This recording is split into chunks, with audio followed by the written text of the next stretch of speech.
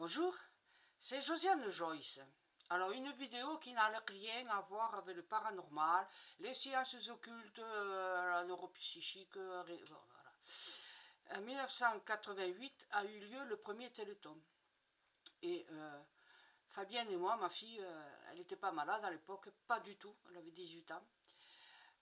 Nous avons été amenés, parce que c'est une de mes clientes qui était dans la partie, à être bénévole à ce premier Téléthon.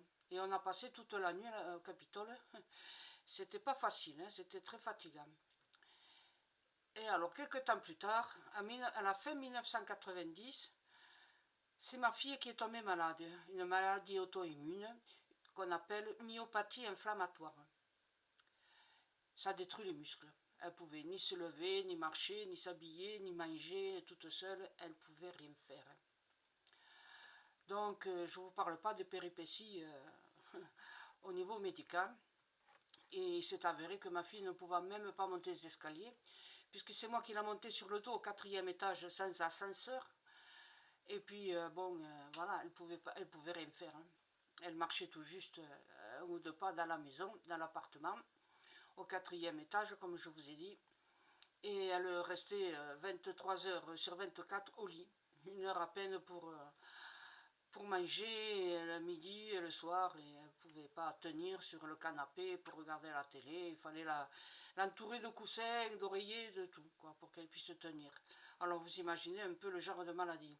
Moi, j'étais pas malade à l'époque, bien sûr. Donc voilà, et comme elle ne marchait pas, on sortait presque pas, je sortais en courant comme une folle pour aller faire les courses, parce que je ne voulais pas la laisser seule. Il est arrivé que quand elle allait aux toilettes, comme elle ne pouvait pas sortir des toilettes, même qu'il y avait une barre que j'avais fait installer des barres, elle ne pouvait pas sortir, elle ne pouvait pas se lever, elle n'avait pas assez de force.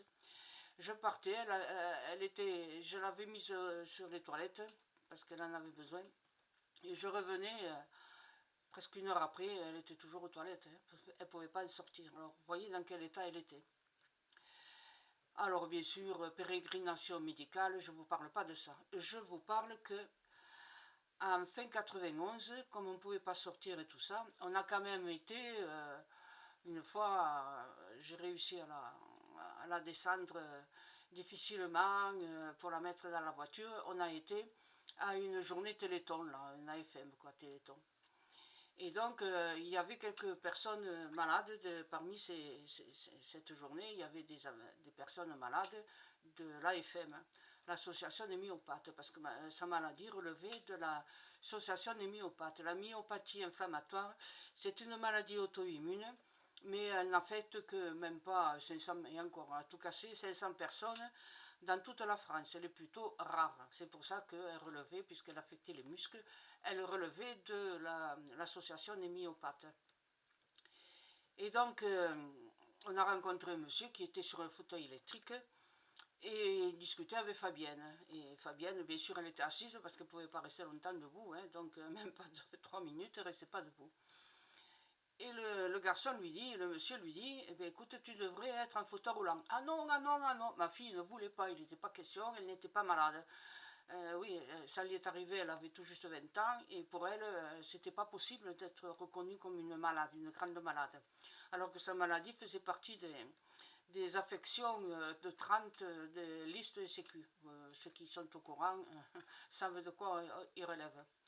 Personnellement, sclérose en plaques fait partie des affections 100. Et elle était 30. Donc, c'était quand même voilà, une maladie très grave.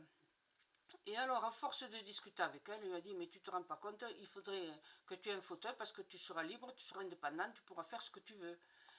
Lui venait il n'y avait même pas un mois qu'il avait été obligé de prendre un fauteuil roulant électrique. Mais avant, il avait un fauteuil roulant à main, qu'on poussait. Mais il n'avait personne pour lui pousser le fauteuil. Et donc il se fatiguait, les épaules et tout ça, c'était pas commode pour lui. Il commençait à atteindre des bras. Et donc il avait été obligé de prendre un fauteuil roulant électrique. Lui aussi, de passer du fauteuil roulant manuel au roulant électrique, c'est un palier qui fait très mal au niveau psychologique, quoi. Bon, il dit, tu veux Fabienne, je vais te prêter un fauteuil, tu feras ce que tu veux, tu t'assieds ou pas. Et il nous a prêté son fauteuil, celui qu'il avait. qui était en très bon état. Et alors je l'ai mis dans la voiture et puis il y est resté dans la voiture.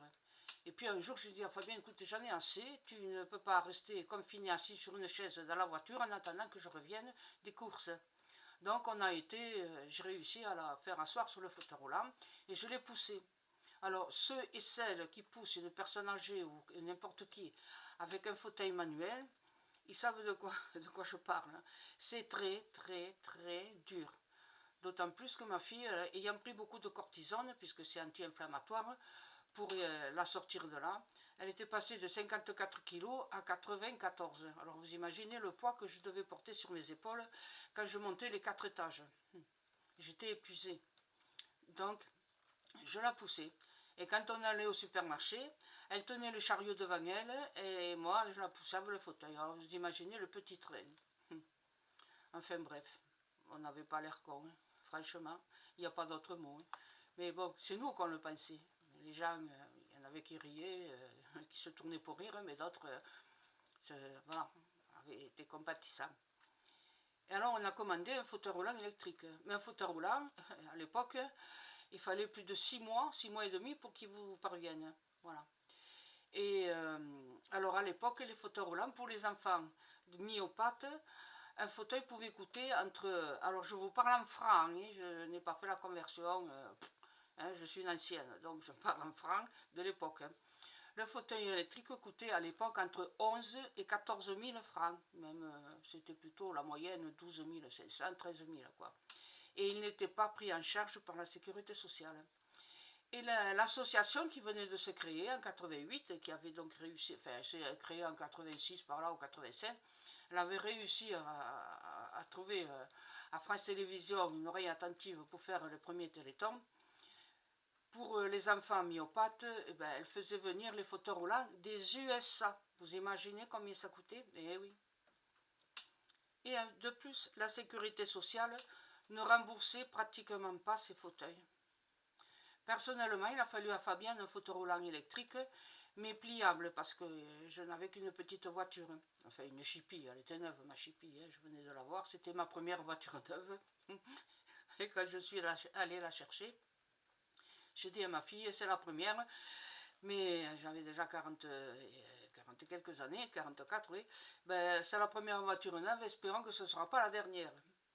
Oui, j'ai eu le tort de parler. Enfin bref, ça a été la dernière, bien sûr. Et donc, alors, j'avais arrêté mon métier de voyante. Et on ne touchait rien. J'avais juste quelques clientes qui m'appelaient de temps en temps. Entre les cotisations des travailleurs indépendants, payer le loyer, se nourrir, payer tous les frais, l'électricité, le chauffage et tout ça, alors que je ne gagnais rien. Imaginez un peu dans quel état étaient mes finances. Comment payer le fauteuil roulant, puisqu'il n'était pas remboursé. Il faisait 30 000 francs et il était remboursé à hauteur de 17 000, je crois. Alors, la différence, il fallait trouver l'argent.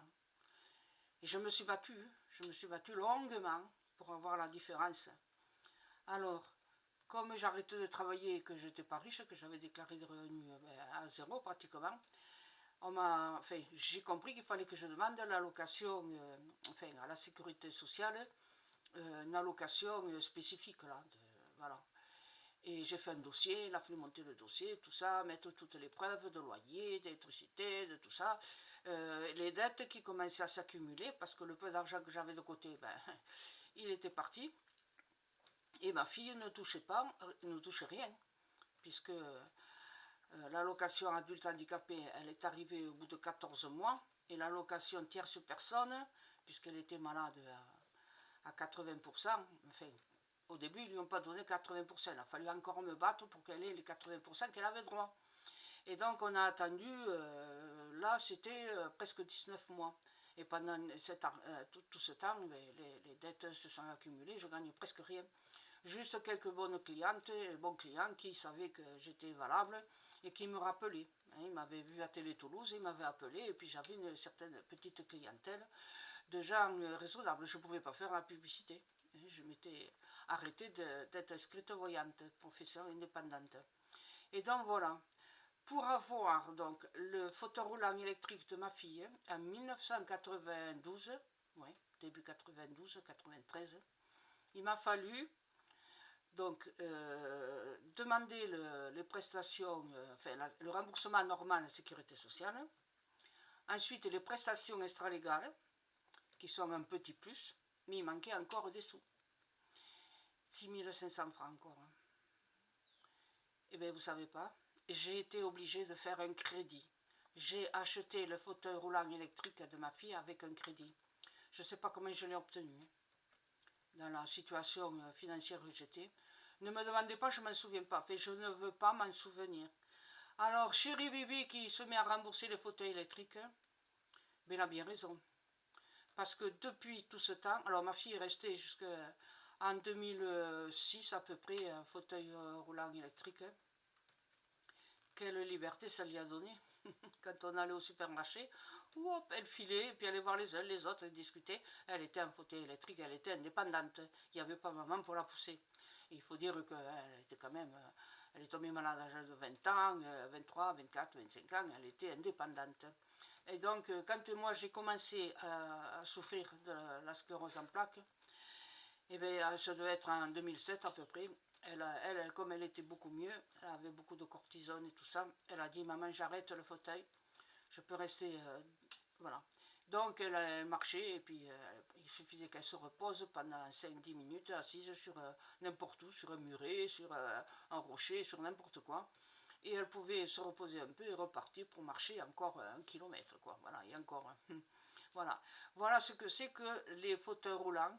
Alors, les associations, bien sûr, vous vous étonnez que la FM, elle a été obligée de mettre cette association, mais c'était pour aider l'appareillage des fauteuils roulants, quoi. Voilà, puisqu'elle prêtait de l'argent.